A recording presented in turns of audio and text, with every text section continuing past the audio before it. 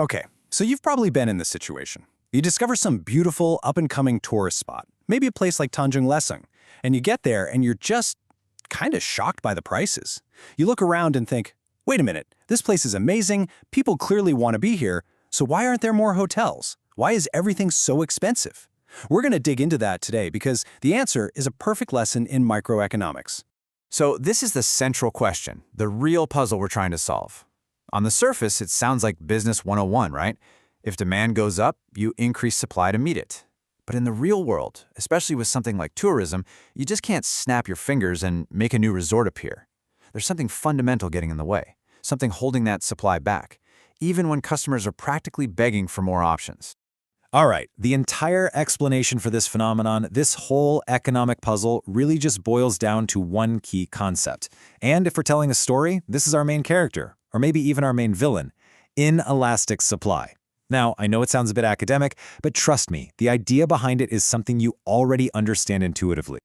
This slide nails it. Inelastic is really just a fancy way of saying inflexible or unresponsive.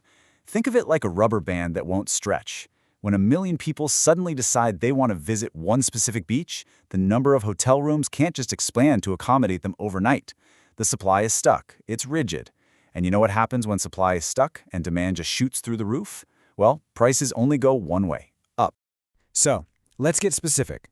Why is the supply of hotel rooms so darn inflexible? What is actually stopping developers from meeting demand? Well, it turns out there are 4 major reasons. 4 huge obstacles that I like to call supply blockers. They're the real culprits behind those high prices. The first blocker is just brutally simple: time. We're talking about the physical reality of construction. To build a proper concrete hotel, from the day you break ground to the day you welcome your first guest, you're looking at a minimum of 2 years. You just can't make concrete dry any faster. This is the most fundamental barrier there is. Think about it. Demand can change in a week because of a viral TikTok video, but supply takes years to even begin to respond. Okay, next up. Let's say you've got the time. Do you have all the necessary ingredients? Because a world-class resort is so much more than just a building. It requires a whole bunch of specific and often very scarce inputs. You need things like trained chefs, you need skilled construction labor, you need the raw materials, and maybe most importantly, you need that prime piece of land with a killer view. If any one of these key inputs is in short supply in that area, it doesn't matter how much money you have, you simply can't expand. And then, of course, you run into the bureaucracy, the red tape. Now, let's be clear. Regulations like environmental laws are often there for incredibly important reasons. I mean, you have to protect the very paradise that people are coming to see. But from a purely economic standpoint, navigating all the complex building permits and legal frameworks adds major delays and serious cost to any new project. This makes the supply even more inelastic. This brings us to our 4th and final blocker: money and complexity. In economics, we call this capital intensity. It's basically just a measure of how much cash and resources you have to sink into a project to get it off the ground. And this comparison here is perfect. Think about a glamping site. You can get some luxury tents up and running pretty fast and for relatively little money. That means its supply is more elastic. It can stretch and respond to demand. But a massive 5-star concrete hotel? That is a huge upfront investment of millions, maybe hundreds of millions of dollars. Because it's so expensive and so complex, its supply is way, way more inelastic. So we've got these 4 powerful blockers, just squeezing the supply and pushing prices up. It kind of feels like an impossible problem to solve, right? But what if you could create a strategy that was designed to systematically attack and weaken each of those blockers? Well, that's exactly the idea behind the government's long-term solution. For a place like Tanjung Lesung, this strategy has a specific name. It's a Special Economic Zone, or a KEK. You can think of it as the government basically drawing a circle on a map and saying, okay, inside this designated area, we are going to change the rules of the game to actively encourage smart development and investment. And here's exactly how the KEK takes aim at those blockers we just talked about. First, it offers tax incentives. What does that do? It directly reduces the capital intensity, making it less risky for investors to build.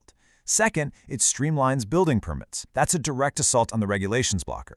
The entire point, the ultimate goal, is to try and make the supply of hotel rooms more flexible, more responsive, more elastic in the long run. It is a powerful strategy for sure, but it's also a delicate balancing act. You have to make it easier to build without accidentally destroying the natural beauty that makes the place special to begin with. So, you might be asking, why go to all this trouble? Why is making supply more elastic so important? This is where we get to the really high-stakes part of the whole story, what we can call the competitiveness gamble. You see, in this specific case, there's a new toll road being built to Tanjung Lesung. That means a guaranteed flood of new tourists is coming. It's a massive, predictable surge in demand. Now, if you do nothing with that highly inelastic supply, prices would just go absolutely crazy. The destination would quickly become an exclusive playground only for the super rich, and it would kill its long-term appeal. The KEK is a calculated bet. It's a proactive move to ensure that as that demand rises, supply has a fighting chance to grow alongside it, keeping this piece of paradise both accessible and competitive on a global scale. And this really leaves us with the big, final question. This kind of strategic economic planning isn't just happening in one place.